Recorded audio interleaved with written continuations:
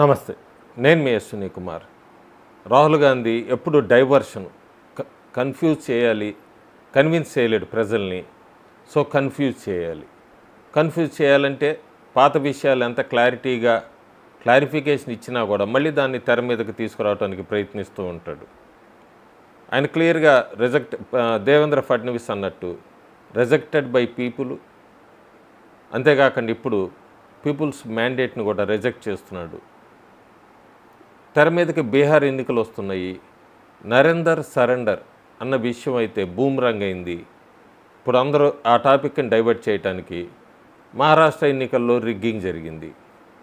దీన్ని Congress social media అంతా కూడా దాని ప్రచారంలోకి తీసుకురావటము, అంతేకాకుండా ఈ ఆంధ్రప్రదేశ్కి సంబంధించిన వైఎస్ఆర్ కాంగ్రెస్ పార్టీ వీళ్ళందరూ కూడా ట్వీట్స్ రూపేణా ఇదే సందేహాన్ని వ్యక్తపరచటం. ఆంధ్రప్రదేశ్లో 2019లో 151 స్థానాలు గెలుచుకున్నప్పుడు వాళ్ళేం మాట్లాడలేదు. 2024లో ఫలితాలు తారుమారయ్యేటప్పటికీ ఒక్కొక్క వైఎస్ఆర్సీపీ నాయకుడు ఓడిపోయిన వాళ్ళంతా కూడా వాళ్ళు ట్వీట్స్ రూపేణా బయటకు వస్తున్నారు. వాళ్ళ అభిప్రాయం వాళ్ళు కూడా కాంగ్రెస్తో ఏకీభవిస్తున్నారు. సో రూట్స్ అన్నీ సేమ్గా వెళ్తున్నట్టుగా ఉన్నాయి. లాజిక్ మాట్లాడేటప్పుడు గతం డేటా తీసుకోవాలి, గతం ఏం జరిగిందో చూసుకోవాలి, క్రాస్ చెక్ చేసుకోవాలి. ఈసీ ఏం రిప్లై ఇచ్చింది, అక్కడ ఏమన్నా తప్పులు ఉన్నాయా ఆ రిప్లైలో అనేది మళ్ళీ ఒకసారి క్రాస్ చెక్ చేసుకున్నాక మాట్లాడాలి రాజకీయ నాయకులు. ఈ ఎలక్షన్ కమిషన్ మీద ఏదైనా ఒక విమర్శ చేసినప్పుడు రాహుల్ గాంధీని చాలాసార్లు ఏప్రిల్ 22వ తారీఖు ఒక నోట్ కూడా పంపించారు. రాహుల్ గాంధీ ఆఖరికి అక్కడ కాంగ్రెస్ బూత్ ఏజెంట్స్ వాళ్ళ తప్పిదమని కూడా కాంగ్రెస్ పార్టీ గమనించింది. అందుకే రాహుల్ గాంధీ ఈసీ మీటింగ్ కూడా తర్వాత మేలో ఈసీ మీటింగ్ కూడా అటెండ్ కాలేదు, స్కిప్ అయ్యాడు. ఎక్కడ కూడా రెస్పాన్స్ కూడా లేదు ఇప్పటిదాకా ఈసీ ఇచ్చిన రిప్లైకి.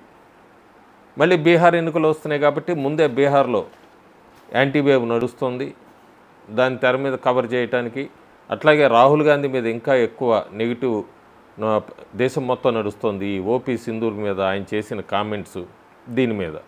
సో డైవర్షన్, ఈ డైవర్షన్లో ఆయన మహారాష్ట్రని ఎన్నుకున్నాడు. మహారాష్ట్రలో క్లియర్గా రిగ్గింగ్ జరిగింది. సాయంత్రం 5 తర్వాత ఎట్లా పెరుగుతుంది ఓటింగ్ పర్సంటేజు అనేది ఒక ప్రశ్న. ఓటర్స్ ఎట్లా ఇంక్రీజ్ అయ్యారు అసెంబ్లీ ఎన్నికలకి, లోక్సభకి ఎన్నికలకి అన్నది. దాదాపు 5 రాష్ట్రాల్లో ఎన్నికలు జరిగినాయి. మహారాష్ట్రలో బీజేపీ లేదా బీజేపీ ఓడిపోయాక తెర మీదకి మిగతా రాష్ట్రాల్లో కాంగ్రెస్ పార్టీ గెలిచినా కూడా ఆయన మహారాష్ట్రనే బాగా నమ్ముకున్నట్టున్నాడు, ఖచ్చితంగా గెలుస్తామని చెప్పి. అందుకే ఆ రాష్ట్రం మీదే పాయింట్అవుట్ చేస్తున్నాడు రాహుల్ గాంధీ. మహారాష్ట్రలో 2024 ఎన్నికలప్పుడు మనం చూసుకుంటే సాయంత్రం 5 దాకా 58.22% ఓట్ పర్సంటేజ్ అప్పటికి అనౌన్స్ అయింది. 6కి 66.05%. సో ఇట్లాగే మిగతా రాష్ట్రాల్లో కూడా జరిగినప్పుడు ఒకసారి ఆ పర్సంటేజ్ మనం తీసుకుంటే జార్ఖండ్ అది కూడా 2024లో జరిగింది. 5కి 55.24% అన్నది అనౌన్స్ చేసింది ఈసీ. 6కి 67.74%. తెలంగాణ 2023లో జరిగినాయి డిసెంబర్లో. సాయంత్రం 5కి చూసుకుంటే మనం ఓటింగ్ పర్సంటేజ్ 52.14%, 6కి 63.94%. హ్యూజ్ డిఫరెన్స్, ఒక 11% పైన. హిమాచల్ ప్రదేశ్ 2022లో జరిగింది, కాంగ్రెస్ పార్టీ గెలిచింది. 5కి 61.9%, మరి 6కి చూసుకుంటే 75.6%. కర్ణాటక 2023లో కాంగ్రెస్ పార్టీ గెలిచింది. 5కి సాయంత్రం 5 గంటలకి 57.94%, 6 గంటలకి చూసుకుంటే 71.84%. సో ఈ పెరిగిందంతా కూడా అక్కడ కాంగ్రెస్ గెలిచింది కాబట్టి అక్కడ ఏం మాట్లాడ్డాయినా మహారాష్ట్రాని మీదే వేలు పెడతాడు. అసలు మనం 2004 నుంచి కూడా ఈ ఓటర్స్ ఇంక్రీజు లోక్సభకి, అసెంబ్లీ ఎలక్షన్స్కి మహారాష్ట్రలోనే చూసుకుంటే మనం 2004లో 5% ఇంక్రీజ్ ఉంది, 2009లో 4% ఇంక్రీజ్ ఉంది, 2014లో 3% ఇంక్రీజ్ ఉంది, 2019లో 1% ఇంక్రీజ్ ఉంది, 2024లో 4% ఇంక్రీజ్ ఉంది. అన్యూజువల్గా ఏం జరగలేదు 2024లో. కానీ రాహుల్ గాంధీ క్లెయిమ్ మొత్తం అంతా కూడా మహారాష్ట్రలో రిగ్గింగ్ జరిగిందని. హిందూ పేపర్లో డేటా ఒకటి రిలీజ్ చేశారు.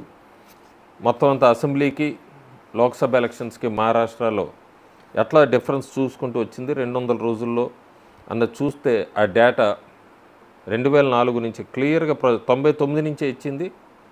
మొత్తం అంతా కూడా లక్షల్లో 30 లక్షలు, 39 లక్షలు, 175 రోజుల్లోనే 29 లక్షలు, 27 లక్షలు, 12 లక్షలు ఓటర్స్ ఇంక్రీజ్ అవుతూ వచ్చారు.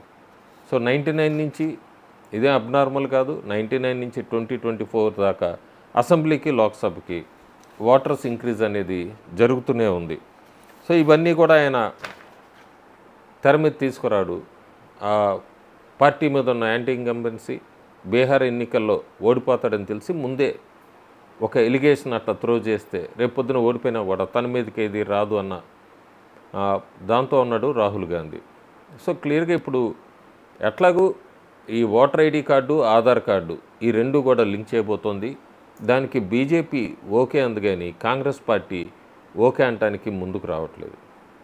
ఒకవేళ నిజంగానే ఫేక్ ఓటర్స్ ఇవన్నీ అనుకుంటే కనుక ఓటర్ ఐడి, ఆధార్ లింక్ అనే ప్రపోజల్ బీజేపీ తీసుకొస్తున్నప్పుడు, ఎలక్షన్ కమిషన్కి ఓకే అని తెలిపినప్పుడు కాంగ్రెస్ పార్టీ ఎందుకు వెనకడిగేస్తోంది? వాళ్ళ ఫేక్ ఓటర్స్ లిస్ట్ అంతా బయటపడుతుందనా? మరి దేనికోసం అనేది రాహుల్ గాంధీ సమాధానం చెప్పాలి. అంతేకాకుండా జార్ఖండ్, హిమాచల్ ప్రదేశ్, కర్ణాటక, తెలంగాణలో ఈ రేషియోలో చాలా హ్యూజ్ డిఫరెన్స్ కనబడింది. మరి దానికి అది కూడా ఇక్కడ రేవంత్ రెడ్డి, కర్ణాటకలో సిద్దిరామయ్య వీళ్ళందరూ కూడా రాజీనామా చేయాలా? ఇది ఆయన ఏం రిప్లై ఇస్తాడో వేచి చూద్దాం. Thank you.